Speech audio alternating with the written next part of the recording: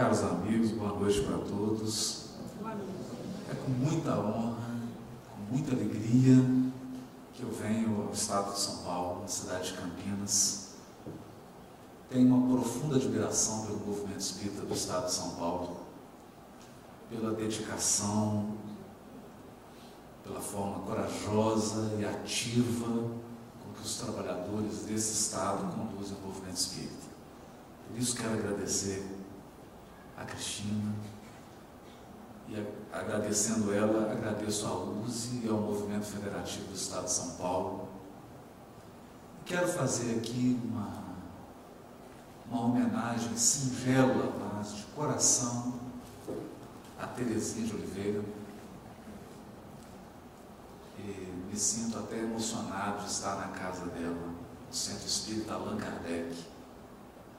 Esse grupo que contou por muitos anos com a sua presença íntegra, com a sua visão honesta, sincera do Espiritismo, que formou tantos corações.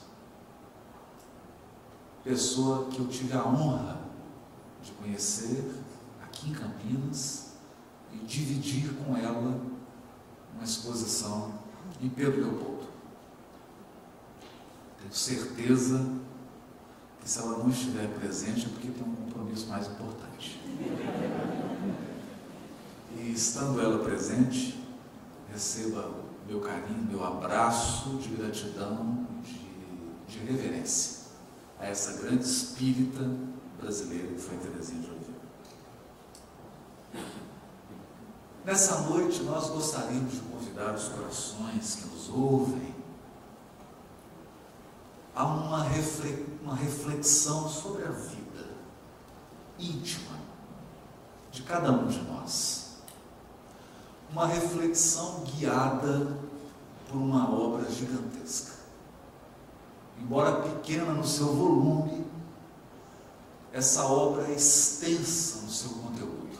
Falamos do livro Pensamento e Vida, psicografado por Francisco Cândido Xavier, ditado pelo Espírito Emmanuel.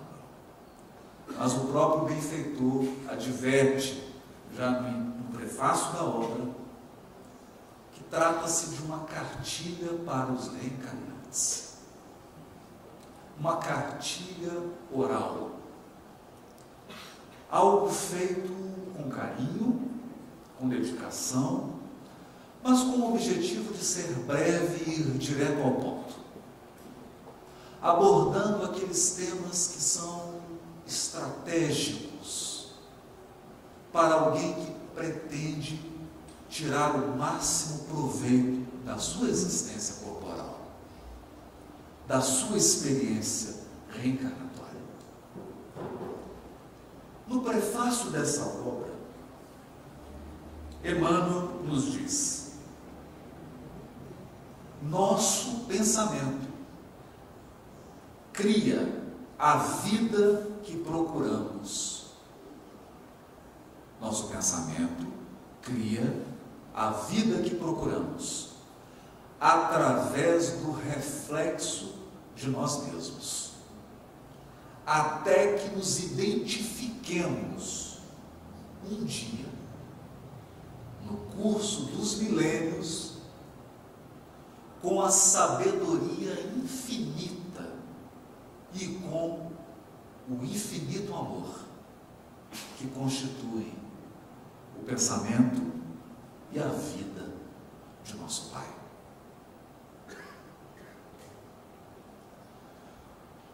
Frase que já dá o tom da conversa. Já deixa claro para todos nós que aquela imagem que tínhamos do Criador, de um grande senhor feudal, ou de um rei medieval, que aponta o dedo e julga as criaturas, ou que estabelece uma linha, uma lista de itens proibidos e de itens permitidos, essa figura não atende mais os anseios do ser humano moderno. As criaturas do mundo de hoje anseiam por uma evolução do pensamento religioso, por uma nova concepção de Deus e das suas leis. Os corações anseiam por um novo tipo de relacionamento com a divindade. É para esses corações que buscam algo diferente que foi escrita essa cartilha. Ela não estabelece uma lista moralista. Ela diz que o nosso pensamento cria a vida que vivemos. Mas a primeira advertência a ser feita é sobre a palavra pensamento na obra de Emmanuel. Muitos de nós acreditam que o pensamento é apenas uma elaboração do intelecto, um fruto da inteligência. Portanto, todas as questões relacionadas ao nosso sentimento, ao nosso estado emocional, às nossas relações afetivas estariam de fora. Mas não é assim. Já no capítulo 1 da obra, Emmanuel deixa bem claro que para os espíritos, pensamento é algo palpável. Pensamento é uma espécie de fluido, uma matéria mesma, que flui do espírito, como a água flui de uma cachoeira. E o pensamento é composto de todas as nossas ideias, de todos os nossos conceitos, de todas as nossas crenças, portanto, de tudo aquilo que está relacionado à nossa inteligência, ao nosso intelecto, mas também de todas as nossas emoções. Aliás, são os sentimentos e as emoções, sobretudo os sentimentos e emoções que nós sequer temos consciência deles, que dão cor e vida aos nossos pensamentos. O pensamento é um tipo de energia magnética ou gravitacional que repele e atrai tudo que está em sintonia com ele. E o que dá o tom do pensamento é o conteúdo emocional dele, não só intelectual. Por essa razão, quando Emmanuel reproduz essa cartilha oral do mundo espiritual, dizendo que o nosso pensamento cria a vida que procuramos, ele não está dizendo apenas das suas ideias. A proposta é mais profunda.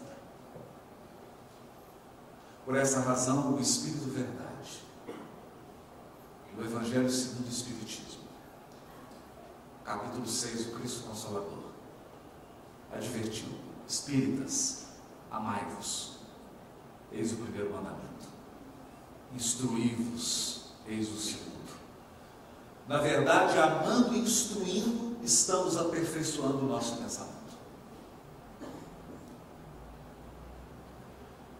E são nas questões emocionais que estão os maiores desafios do desenvolvimento e do crescimento do espírito.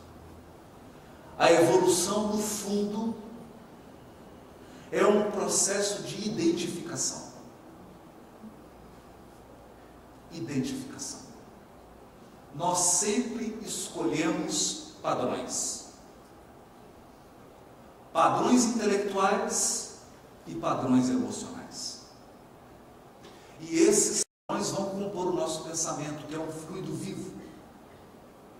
E essa emanação do Espírito vai conformar o seu destino. Essa é talvez a questão mais reveladora dessa obra. E para que nós não fiquemos apenas num nível filosófico, gostaríamos de dar alguns exemplos. A doutrina espírita teve o grande mérito de alargar os nossos horizontes, ampliar a nossa visão. Porque é muito ruim uma visão estreita, Quanto mais estreita a nossa visão, mais frágil é o nosso caminhar. Mais frágil é a nossa decisão.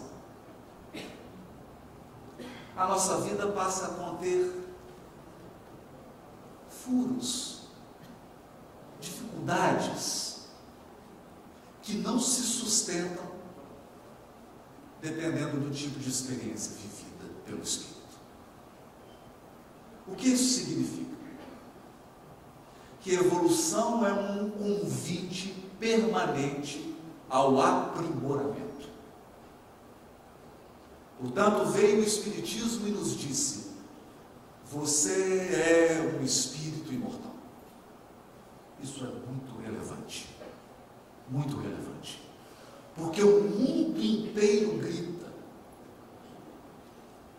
Milhões e milhões e milhões de pessoas em todas as latitudes e em todas as longitudes do planeta são educadas para acreditarem que vão morrer. Nascem e vão morrer. E diariamente se despedem do mundo, das mais suntuosas metrópoles aos mais acanhados interiores, vilarejos, vilas, criaturas que chegam ao mundo espiritual desavisadas, como se fossem cegos tateando nas sombras, porque viveram acreditando que morreriam e, portanto, fizeram escolhas provisórias. Porque se você acredita que vai morrer, as suas escolhas são limitadas. A sua visão não é de longo alcance. Você vive de forma acanhada. Você vive com medo, inseguro, com um sentimento de fatalismo, tomado por uma tristeza inconveniente que insiste em acossar o seu coração, mesmo nos momentos mais felizes. Você vive temeroso. E esse temor não é tanto maldade. Já diria o Cristo ao apóstolo Levi: Levi, entenderás um dia que os homens são mais frágeis que perversos.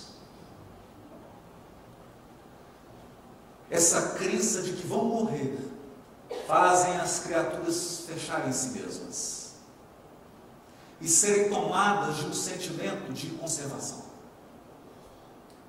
Elas precisam acumular, precisam se fechar, não se abrem. Elas se encheram como se fosse uma guerra, um medo. E no auge desse fenômeno do materialismo no mundo, nós temos hoje algumas síndromes. E uma delas, o medo do envelhecimento. Nunca na história da humanidade se temeu tanto o envelhecimento. As pessoas ficam apavoradas. Não lidam bem com isso. Porque acreditam que vão morrer. Então nós acreditamos que pelo simples fato do Espiritismo ter gritado ao mundo: ninguém morre, ele já prestou à humanidade o maior serviço que poderia ter prestado. Ele diz: você é imortal. Seu corpo morre. Bom, eu fui autorizado pela direção da casa, pela USE, a dizer isso. Todos aqui vão morrer.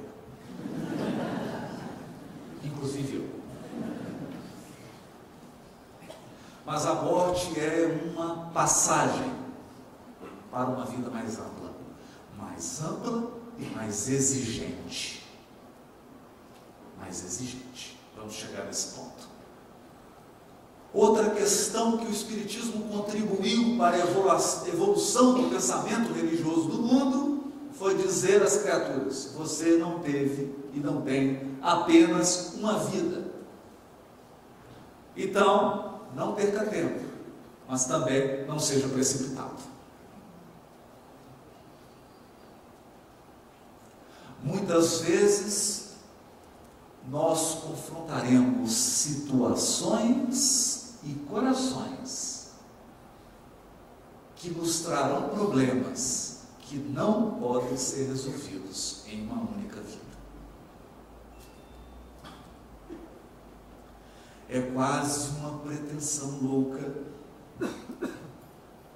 querer que alguns corações se transformem nessa vida, porque eles vão precisar de muitas. E alguns problemas que nós vamos viver não podem ser resolvidos nessa existência. Então é preciso conjugar resignação e iniciativa. Porque se você tiver só iniciativa, você vai sofrer muito. Porque só iniciativa você vai acreditar que pode mudar tudo. Não pode. Não agora. Mas se você tiver só resignação, você não sai da cama. É preciso equilibrar. Essa visão da pluralidade das existências, das muitas vidas do Espírito, é consoladora, mas ela também é desafiadora. Desafiadora. E o que ela nos desafia? Ela nos desafia se nós estivermos dispostos a ir além da superfície. O que é difícil. Muitos repetem num jargão: esse problema que eu tenho é um problema de karma.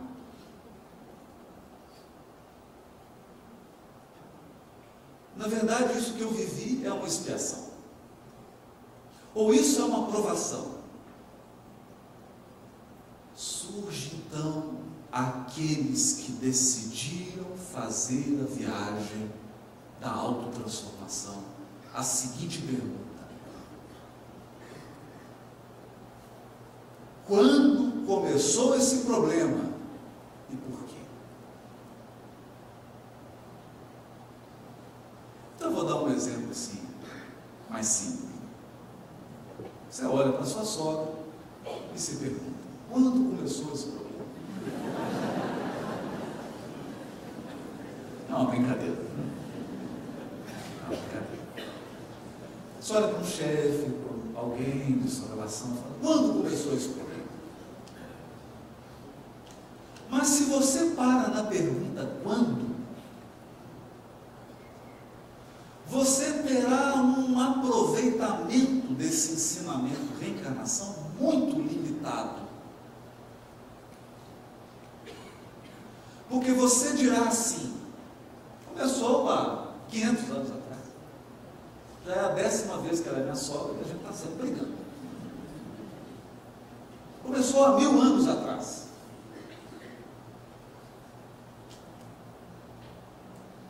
E se contentará com uma resposta que é numérica.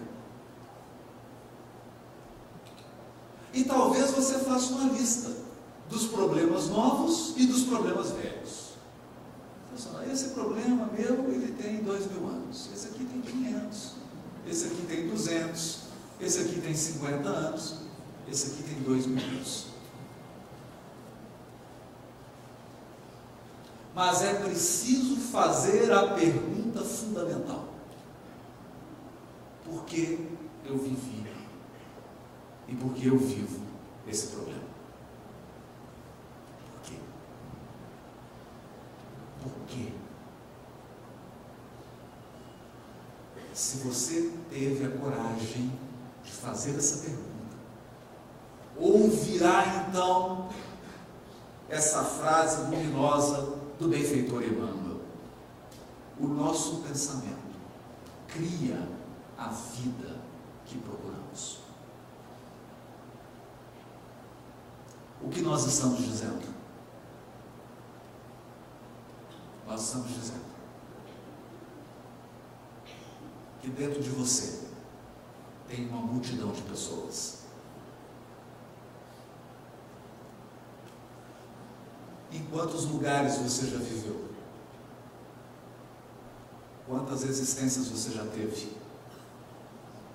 Quantas línguas você já falou?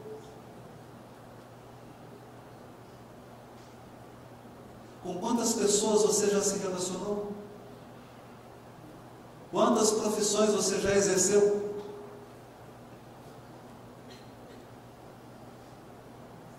A pergunta difícil de ser respondida é: quem é você? Você é a atual personalidade de hoje?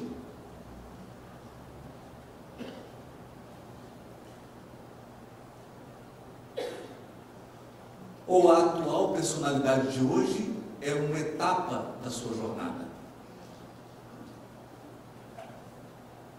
Então, quando Jesus se encontra com o endemoniado de Gadareno, ele pergunta: quem é você?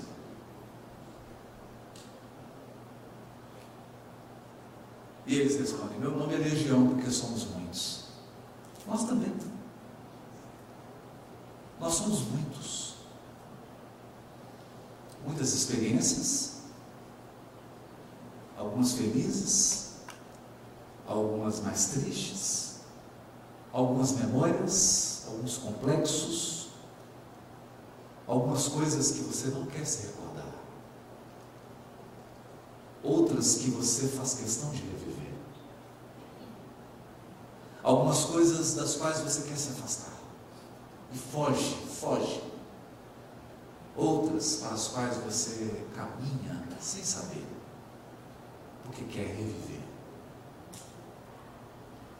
Mas em meio a essas múltiplas personalidades, fruto da pluralidade das nossas existências, eis a questão: há alguns padrões.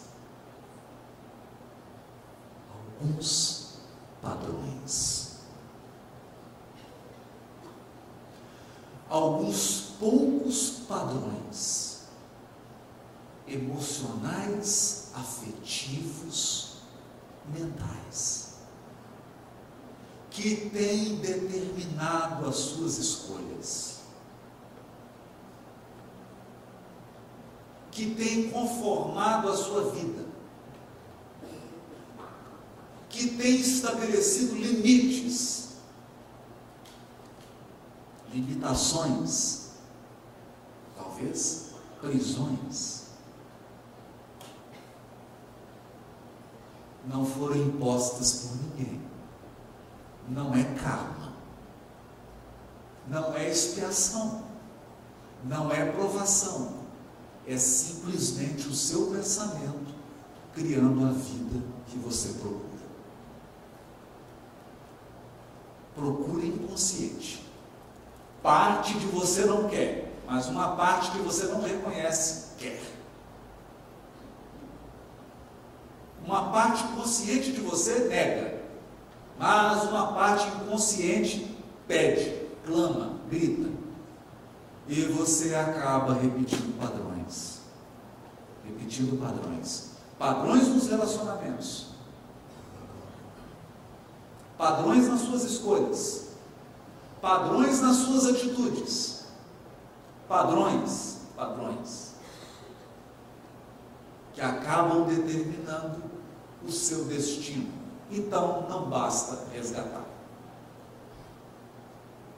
Para ilustrar, nada melhor que um caso de Humberto de Campos.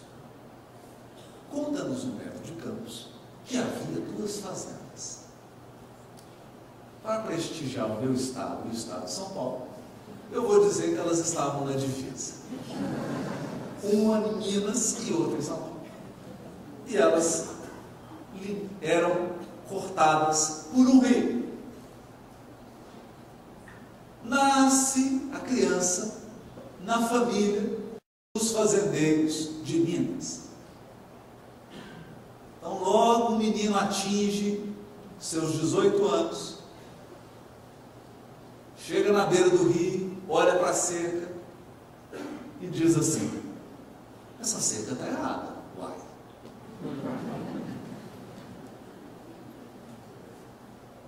Essa cerca está errada. a nossa propriedade não para aqui. Ela vai para além do rio. E o que faz? Muda a cerca.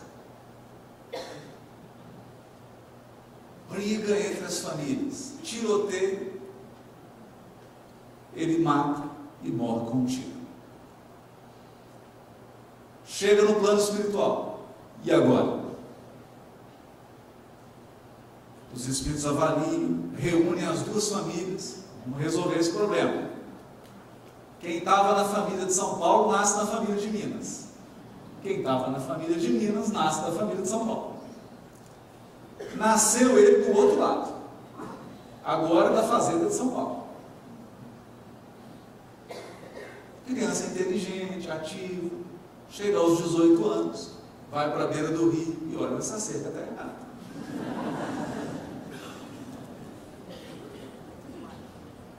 Essa cerca tem que ser empurrada para o outro lado do rio,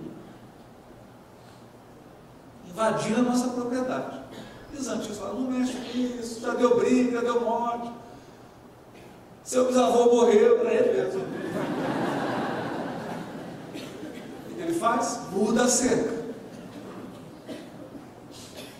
Tiroteio, briga, mata, morre de novo. Chega no mundo espiritual. E agora? Bom, agora vocês já perderam 200 anos com isso. Vamos voltar tudo para o início. Esse é o caso mesmo do Bert Campos, não estou inventando não. Se o caso é verdadeiro, eu não sei. Mas ele é verossímil. Eu já vi coisa parecida. Volto para o mundo espiritual. E agora? 200 anos. Reencarnou, resgatou, mas resolveu? Não. Porque viveram a experiência, mas o pensamento não mudou. Quando nós dizemos pensamento, na linguagem de Emmanuel, os padrões emocionais, afetivos e mentais mudaram. Mudaram? Então, e agora como é que vai ser? Não, agora você vai nascer de novo na família mineira. Todo mundo que é de São Paulo nasce na família paulista. Vamos começar. E aí o anjo guardião falou: você vai me prometer uma coisa. Eu não quero ver você numa distância de 1,5 km dessa cerca, pelo amor de Deus. Esquece, escuta, pensa, eu tenho trauma de cerca. Repita comigo: eu tenho trauma de cerca, eu tenho trauma de cerca. Nasce a criança, chega aos 18 anos, o que acontece? Voltam os padrões, porque o nosso pensamento cria a vida que procuramos.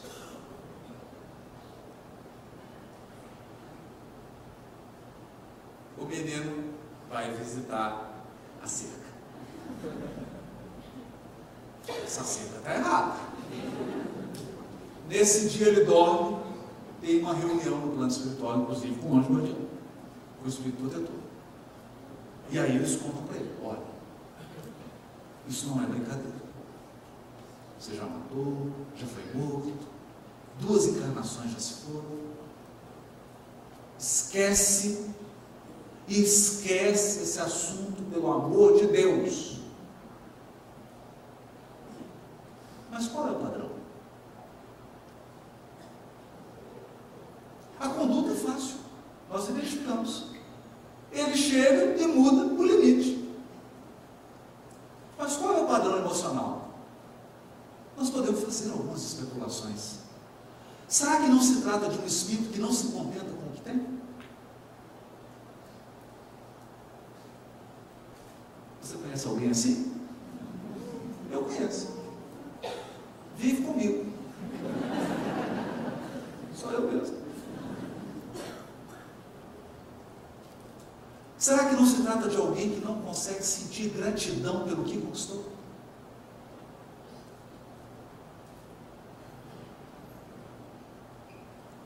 Porque a questão é que se você tem dificuldade de ser feliz com o que você já tem, não adianta muito aumentar. Você vai continuar infeliz.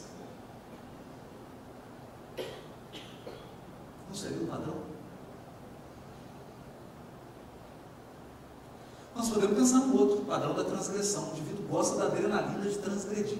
Não, eu gosto de empurrar, mesmo, fazer a coisa errada. Só para ter emoção. Pô, mas você vai desencarnar, mas é bom, né? Encarna, resgata. Essa adrenalina eu gosto. É um padrão. É um padrão emocional. Que vai levando o espírito a repetir experiências ao longo dos séculos.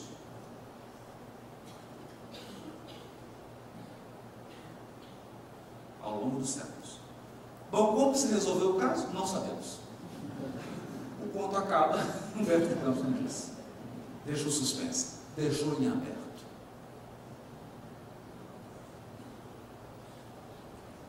Qual então o convite da evolução espiritual?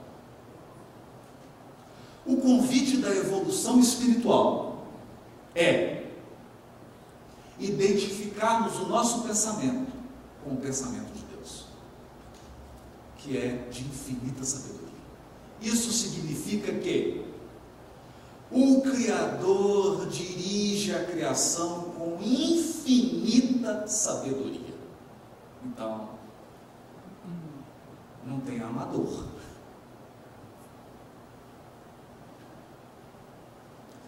Não tem sorte.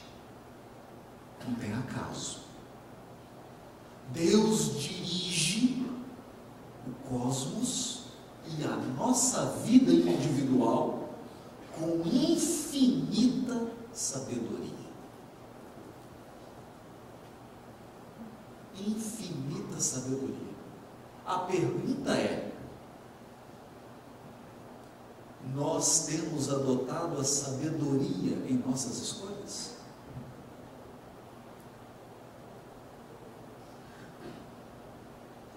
Porque o que Emmanuel vai destacar nessa cartilha é que a vida espiritual, na sua amplitude, é uma trama de escolhas e consequências. Escolhas e consequências. Não erro e punição, não. Escolhas e consequências. Toda escolha tem consequências.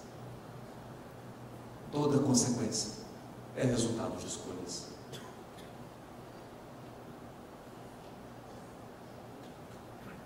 Algumas consequências são fruto de escolhas anteriores, mas são escolhas. São escolhas. E quando o nosso pensamento se aproxima da sabedoria, a nossa vida reflete amor. Esse é o ponto. Porque não há escolha mais sábia que o amor. E não há sabedoria maior que a sabedoria do amor. Por essa razão, o pensamento do Criador é de infinita sabedoria. E a sua vida é um infinito amor. Quando pensamos dessa perspectiva, nós entendemos o que Emmanuel nos diz no primeiro parágrafo do primeiro capítulo do livro. A mente é o espelho da vida em toda parte.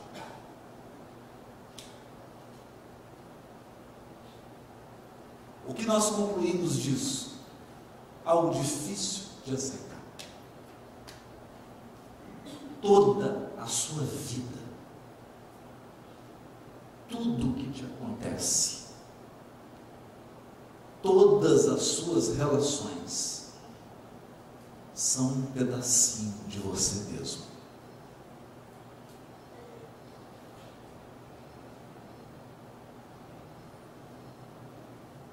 São reflexos de nós mesmos.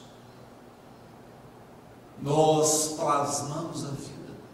Evidentemente, não se trata de um processo imediatista.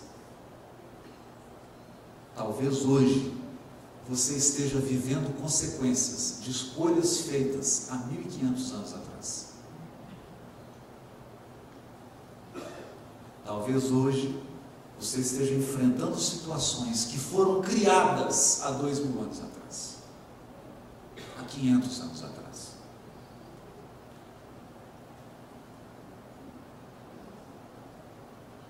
Porque a lei divina é pedagógica, ela jamais vai te apresentar um problema que você não seja capaz de solucionar.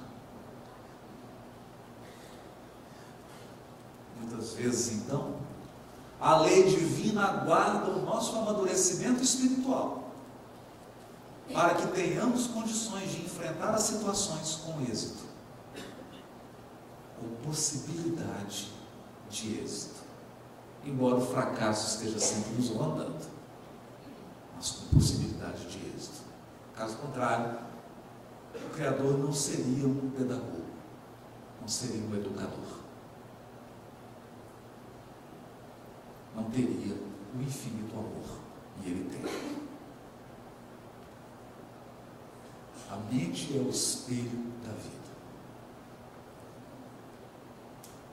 Nós nos refletimos mutuamente uns nos outros.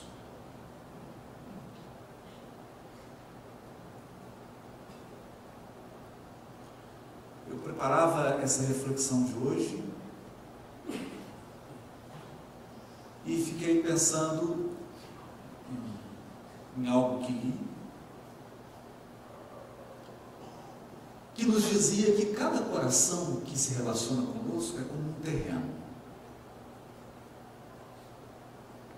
Um terreno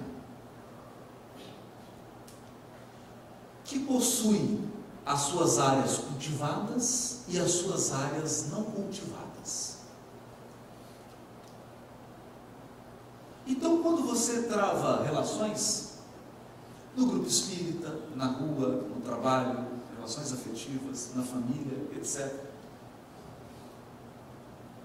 as suas áreas cultivadas interagem com as áreas cultivadas do outro.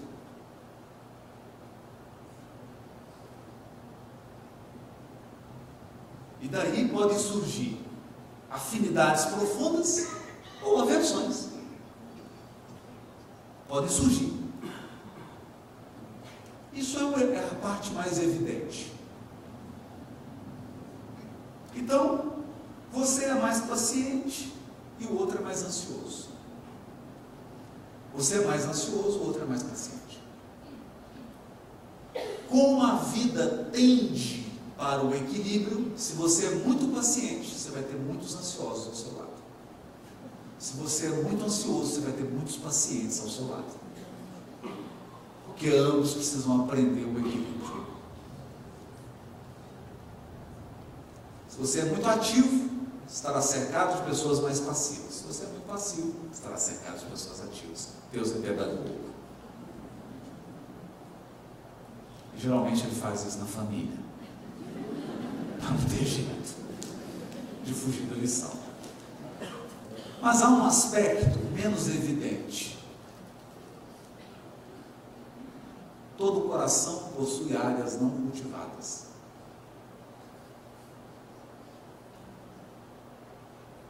Não cultivadas. Significa que o coração humano é um terreno de possibilidades. E às vezes, o que você está colhendo de alguém não é propriamente o que essa pessoa tem, é o que você plantou. É o que você plantou. Então nós temos indivíduos que são extremamente grosseiros e agressivos. Ele vai encontrar alguns corações que são grosseiros e agressivos como ele. E aí geralmente ele vai dizer: nossa, fulano é tão agressivo.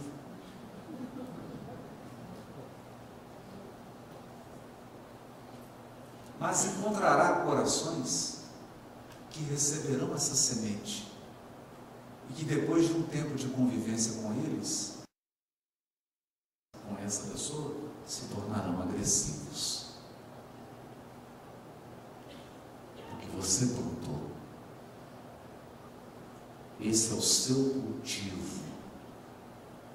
Isso é o que você está semeando e está colhendo. Não é propriamente da pessoa. Talvez ela nem desenvolvesse esse comportamento, não fosse a sua influência. Isso significa dizer, e Emmanuel vai dizer, que essa pessoa está funcionando para você como um espelho. Ela está te refletindo. Ela apenas está mostrando a você quem você é no momento.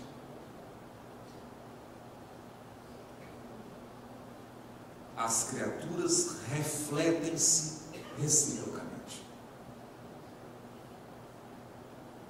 Refletem-se reciprocamente.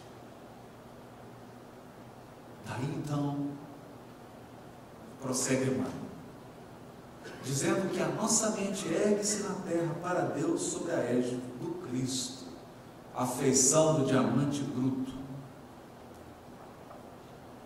Ergue-se. Nesse sentido, quando o Espiritismo aponta o Cristo como um modelo, ele ultrapassou a concepção tradicional de religiosidade.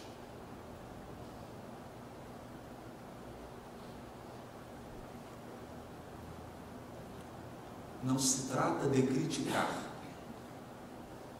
mas de apontar as limitações. Durante muitos séculos, nós olhamos para o Cristo crucificado e o adoramos. E o reverenciamos. E nos entregamos a rituais para honrar a sua memória, para reavivar a memória dele. E encaramos o Cristo como algo extremamente distante de nós. Foi uma experiência. Foi um degrau da nossa ascensão evolutiva. Hoje, a doutrina espírita faz um convite profundo a cada um de nós. Ela não propõe que nós percamos o respeito, a reverência, a gratidão, a memória, o amor, o carinho pela figura do Cristo. Mas ela nos pede um passo adiante. Ela nos pede um sentido de conformação, de reconstruir-se, de aproximar o nosso pensamento, as nossas ideias e os nossos sentimentos ao padrão do Cristo, para que a nossa vida passe a refletir padrões da vida do Cristo.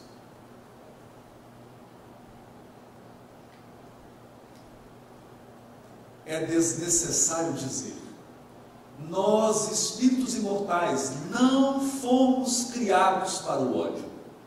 O ódio nos faz mal.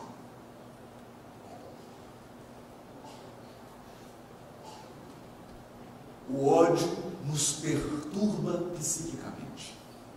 Ninguém que odeia consegue permanecer saudável, psicologicamente, emocionalmente e fisicamente.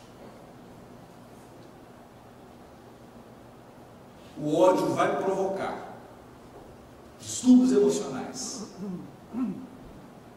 distúrbios psíquicos, depressão, às vezes até suicídio. E seguramente distúrbios físicos, gastrite, problemas nervosos, câncer. Nós não fomos criados para a mágoa e para o ressentimento.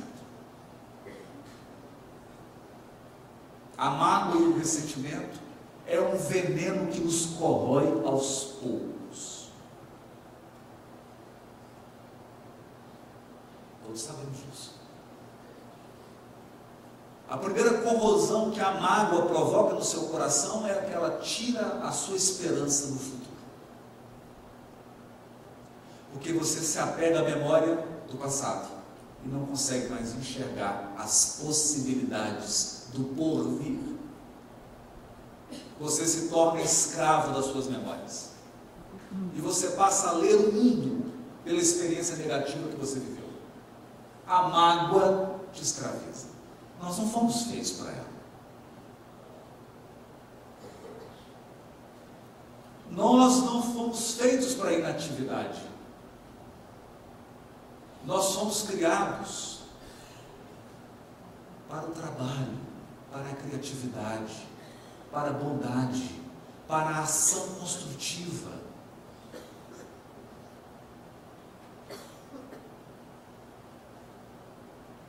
Esses são os padrões do Evangelho do Cristo. E na medida em que nós nos aproximamos desses padrões, ou melhor, na medida em que incorporamos esses padrões à nossa vida, vamos experimentando a cura. Não se trata de uma cura física. Trata-se de uma cura profunda, de uma mudança de valores,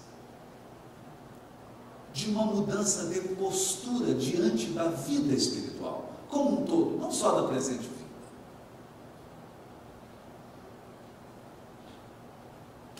É disso que fala o Espiritismo quando toca no nome de Jesus.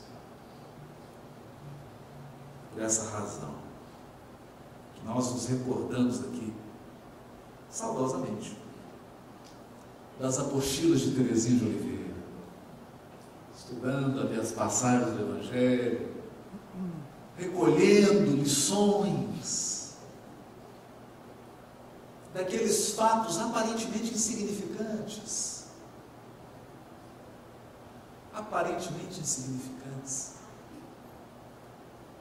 Extraía o conteúdo espiritual para que aquilo se transformasse em experiência prática, num auxílio na tomada de decisões, mas sobretudo em uma ferramenta poderosa de mudança de padrões. Mudança de padrões.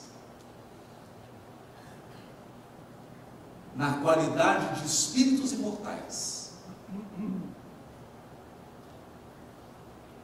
compareceremos sempre, sempre, sempre, sempre a um único tribunal, que é o da consciência. A questão é que a vida espiritual possui uma peculiaridade. Quando você perde um invólucro carnal, é difícil se esconder.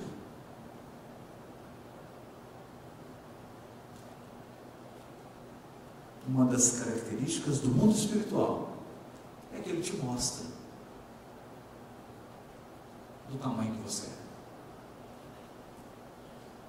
exatamente como você é.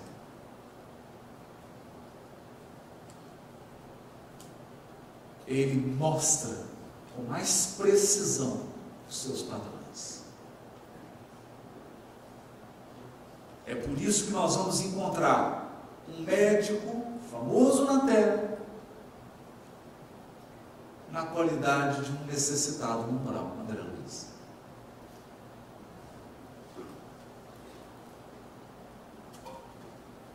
Porque viveu nos elementos exteriores, mas não se percebeu.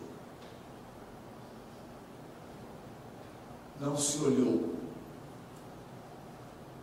Não cuidou de si. não se avaliou.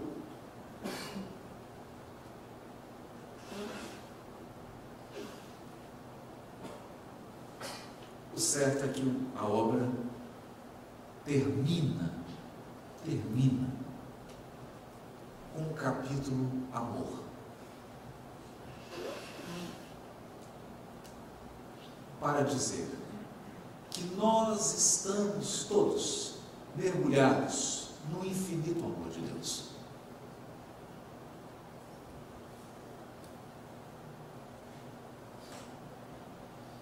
E para o amor infinito de Deus, não há uma condenação a você.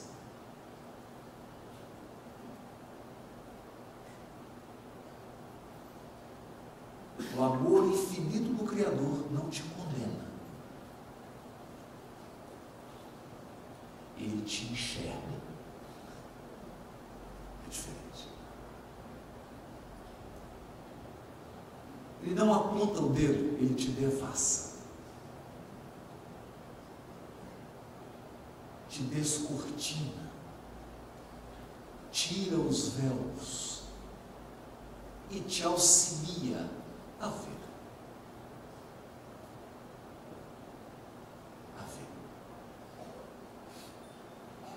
É por isso que uma das passagens mais lindas do Evangelho é daquele cego,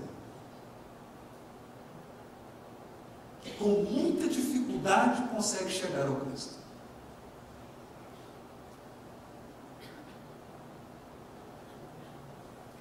Como todos. Todos que acreditavam que os seus males eram físicos apenas, procuravam o Cristo para serem curados fisicamente. E a maioria regredia. Era curado e voltava a adoecer. Mas esse chega diante do Cristo. E bastava Jesus, na sua sabedoria, no seu olhar,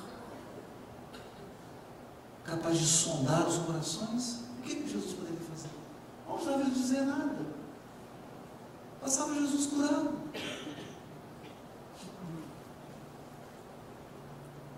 Mas Jesus faz a pergunta decisiva: o que queres que eu faça?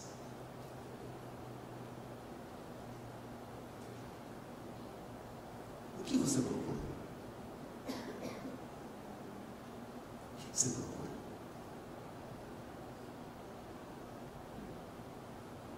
E esse homem dá uma resposta que vai além da sua limitação física. Ele diz assim: Senhor, que eu veja, que eu enxergue. Você não será mais a mesma pessoa depois que enxergar. Se você enxergar, se você perceber, se você visualizar quais são os seus padrões, quais são as linhas que estão definindo o seu destino espiritual, quais são os elementos que estão embasando as suas decisões e escolhas mais profundas, se você enxergar, você não será mais o mesmo.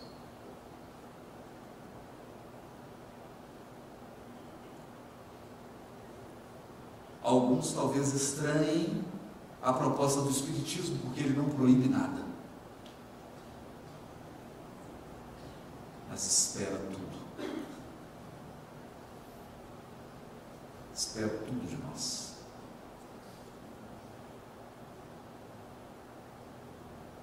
Ele não fará aquilo que só você pode fazer.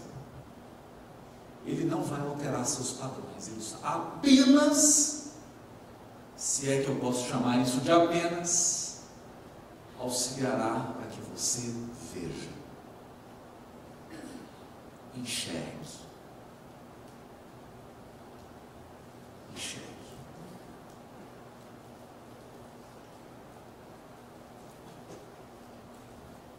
Se você vir, se você olhar, fará o que fez Bartimeu, seguirá. Seguirá. Não é fácil seguir.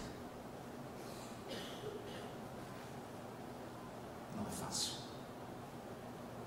Há alguns elementos difíceis em seguir o Cristo. E ele disse para Simão: crê em mim, te levarei aonde não queiras ir. Porque nós falamos assim com a boca tão boa, que o Cristo é o guia, mas não é turístico. Vai nos levar por caminhos que a gente não quer ir.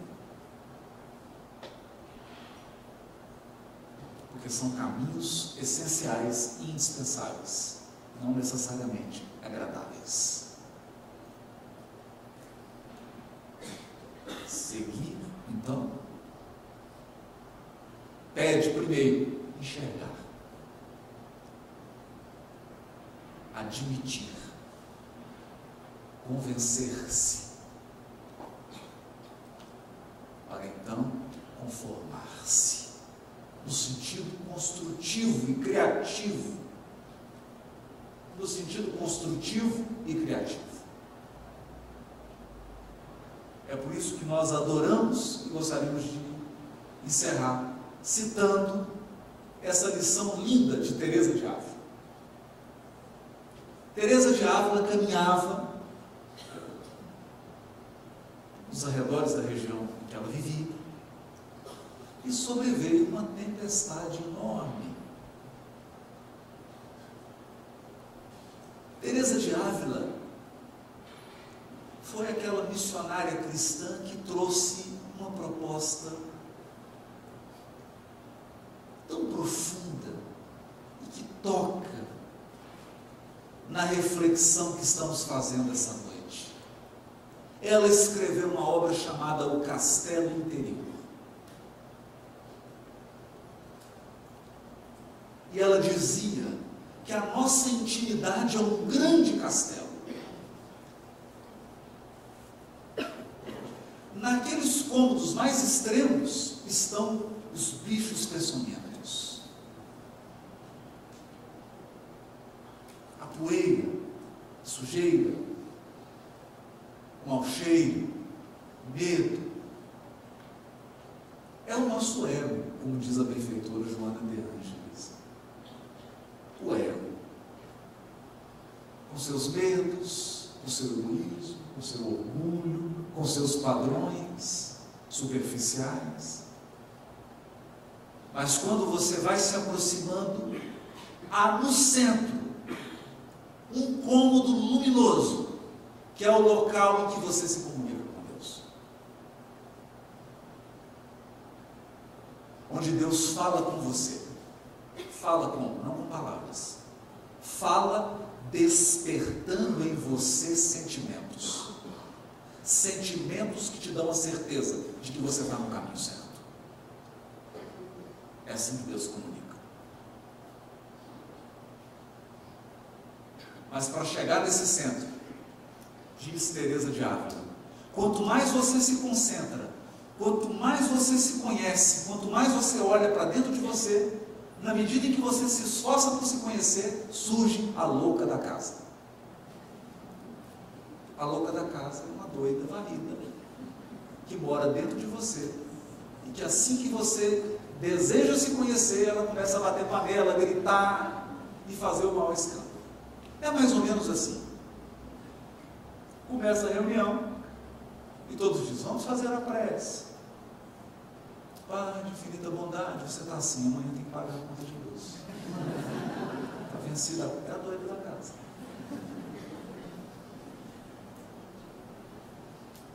Não deixa você fazer a viagem interior. Essa mística da Espanha, que fez essa profunda viagem para dentro dela mesma, não construiu quase nada fora, mas fez uma profunda caminhada para dentro, caminhava dessa vez fora, nas margens de um rio. Veio uma grande tempestade. Ela escorregou, caiu dentro do rio, estava se afogando. E ela então deu aquele grito com o seu pensamento: Jesus, por favor, me acode. Ela então sentiu que mãos tocavam nas dela e a tiravam da água. Uma mão forte pegou a dela e tirou ela para fora do rio. Quando ela recobrou, ela olhou, era o Cristo. Jesus. Ele olhou para ela e disse assim: está vendo, Teresa, como eu trato os meus amigos? E ela disse: sim, é por isso que o senhor tem tão poucos.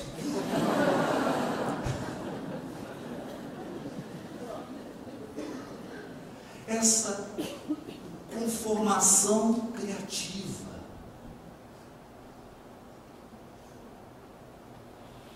esse seguir o Cristo com autonomia, com inteligência, com bondade, com grandeza, com largueza, a ponto de encontrá-lo e dizer: mestre, está difícil, dá para fazer uma rota mais leve, só pegando montanha. Mas um sentimento de entrega, de transformação. Porque no fim de tudo, ter construído fora lhe traz méritos e intercessões. Porque todo o bem que fazemos será nosso advogado em algum lugar. O menor gesto de bondade irá nos defender. Mas não basta. O que garantirá a nossa estabilidade e a nossa real felicidade é aquilo que foi construído na nossa intimidade.